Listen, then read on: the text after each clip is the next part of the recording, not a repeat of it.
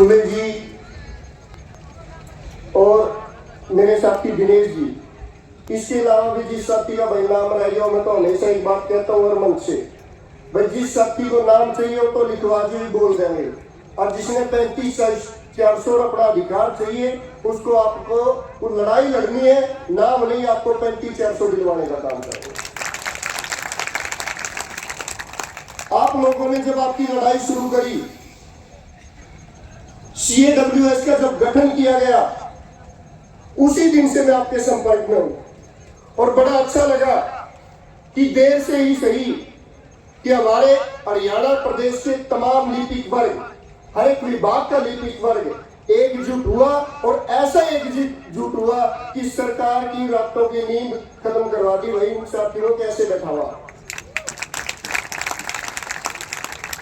और बात बैठाने की नहीं, आपकी तो बात ये हो रही है तो बैठ के 42 दिन हो गए, इनको उठावा कैसे। जब भी कर्मचारी वर्ग की एकता हुई है, कर्मचारी वर्ग ने लड़ाई लड़ी है, साथियों एक इतिहास हमेशा पढ़ लेना चाहिए अपने बुजुर्गों का जिन्होंने लड़ाई लड़ी कि पहले हमारे आंदोलन कैसे चले। बड़े बड़े तानाशाह हरियाणा प्रदेश के अंदर हुए, जो ये कहा करते थे कि सड़क के मोड़ और कर्मचारियों की मरोड़ खो देंगे, लेकिन ना तो कर्मचारियों की मरोड़ गई, उनकी मरोड़ जरूर चली गई, दोबारा कभी सत्ता में नहीं आए। आज वही स्थिति हरियाणा प्रदेश में दोबारा बनी है।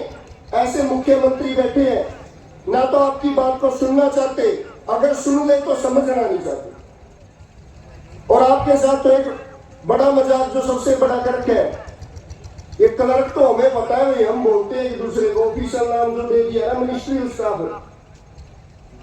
आगे मंत्री तो बना दिए, लेकिन वो जो मंत्री बड़े बड़े वेतन और भत्ते ले रहे हैं उनकी तरह वेतन भत्ते तो कौन दिए भाई आपको।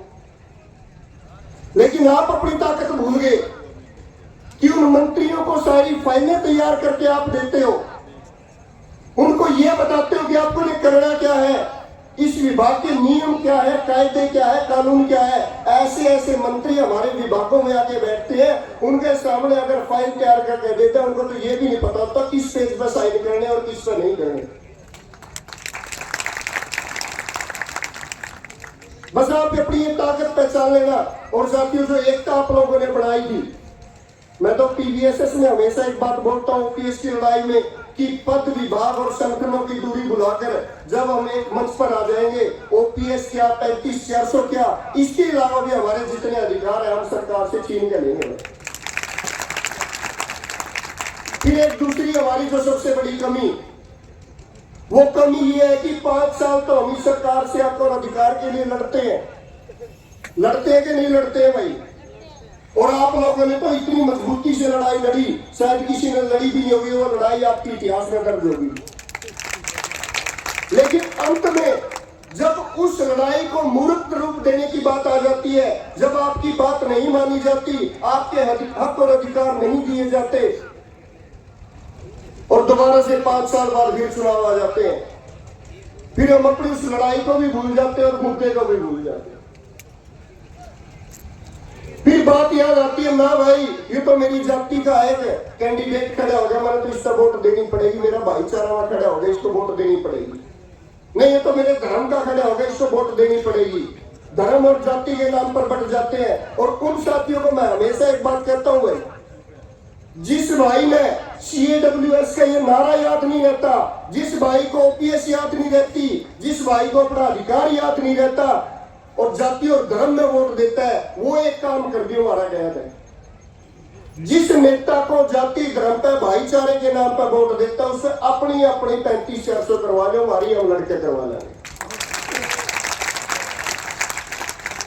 और अगर वो अपनी भी 35,400 नहीं करवा सकता, अपनी OPS बहाल नहीं करवा सकता, अपने और मुद्दे बहाल नहीं करवा सकता, तो भाई उसको हक और अधिकार नहीं बनता कि वो जाति और धर्म के नाम पर उसको वोट भी दे। हो सकता है वो उस नेता के साथ तो वफादारी निभा दे, लेकिन कहीं ना कहीं उस वफादारी में अपने परिवार के साथ गद्दारी करने का काम जरूर करेगा कि नहीं करेगा। क्योंकि परिवार को 35,400 ज्यादा जरूरी है, परिवार को OPS जरूरी है, परिवार को उस नेता की वफादारी से कोई लेना देना नहीं है। तो भाइयों, एक साथी का मैं सुन रहा था कि इस बार हम नारा लेकर चलेंगे वोट फॉर 35,400, लेकिन जो आगे लेना वोट दे उनकी पक्का भी कर लियो, वे 35,400 देवेंगे कि नहीं देवेंगे आते।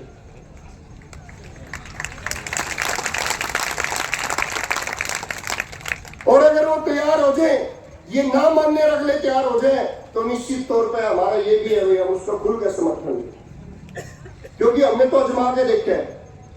3 मार्च 2022 की बात है, हिमाचल प्रदेश में हमने मुख्यमंत्री आवास घेराव रखा था।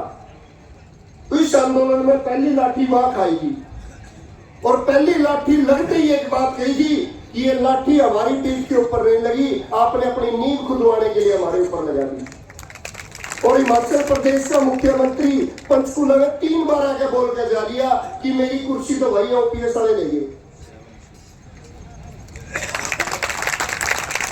यही काम हमने हरियाणा प्रदेश में कर देना है, जिन्होंने हमारे साथ गद्दारी करी, जिन्होंने हमें वादा करके भी पंजाब के समान वेतन मानी यानी कि 35,400 नहीं दिया, जिन्होंने हमारे साथ गद्दारी करी, वादा करके भी ओपीएस बहाल नहीं करी, तो हमारा ये दायित्व है कि उनका ऐसा काम कर दो कि विपक्ष में बैठने के लायक भी ना बैठे, और अगला जो बैठा आपके ही काम पूरा कर दे। और मैं तो पहले दिन से आपके साथ था, पेंशन वाली संघर्ष समिति हरियाणा आपके साथ थी, और एक वादा करता हूं, जब तक 35,400 आपको अधिकार नहीं मिलता तब तक आपके साथ खड़े हैं। और मैं तो हमेशा एक बात और कहता हूं कि जिस वर्ग की लड़ाई है वो वर्ग आगे बढ़ के लड़ाई लड़े, हम साथी आपके पीछे खड़े होकर आपकी ताकत बढ़ाने का काम करें। और अंत में ज्यादा लंबा समय नहीं, क्योंकि वक्ता बहुत सारे हो जाते हैं, सबको अपनी बात कहनी होती है मन की। अंत में एक ही बात कहूंगा, जिस साथी को डर लगता हो, जिस साथी में कोई और किसी तरह का कुछ हो, तो एक बात याद रख लेना कि हटकर चले वो हमसे जिन्हें सर अजीज हो, हम सर वीरों के साथ सर फिरे चले। क्या बात। धन्यवाद। जय हिंद, जय भारत।